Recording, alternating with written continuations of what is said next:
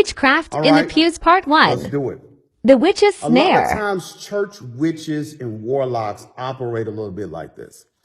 The first thing they do is they try to give you something. That gift is to disarm your discernment.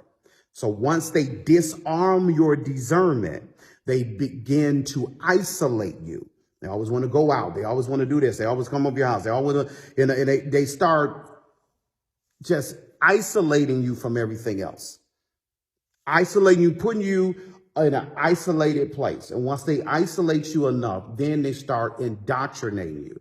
And that indoctrination is come filtered in with some type of bonding.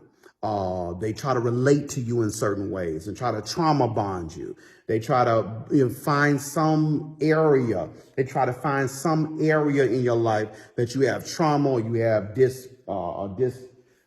discomfort in, right? And so in that area of discomfort, they try to solve it or they try to soothe it. And so once that happens, they begin to indoctrinate you. That indoctrination, after that process happens, then they want to march you. They want to move you and march you. They want you to go here. They want you to do this. They want, and so when the vision of the house and when God is saying something and when something needs to happen and they are against it or they don't want you to be a part of it, then they start using the gifts as entitlement.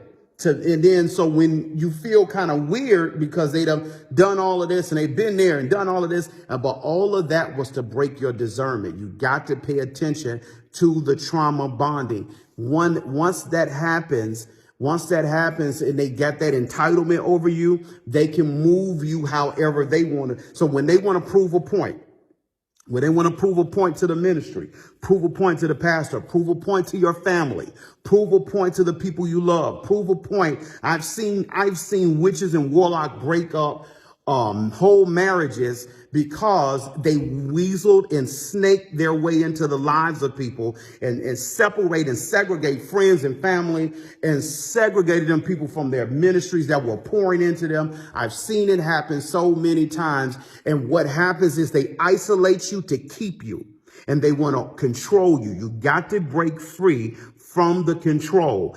Anything that you have been tethered to, you've been entitled to be in, and they strong arm you to go the way, the direction they want to go, or they make you feel bad, or they intimidate you, is anybody that operates in that. That is witchcraft. That is not Christianity. That is not Jesus. That is witchcraft. Come out of it and be free, my people. Break the witch's bond.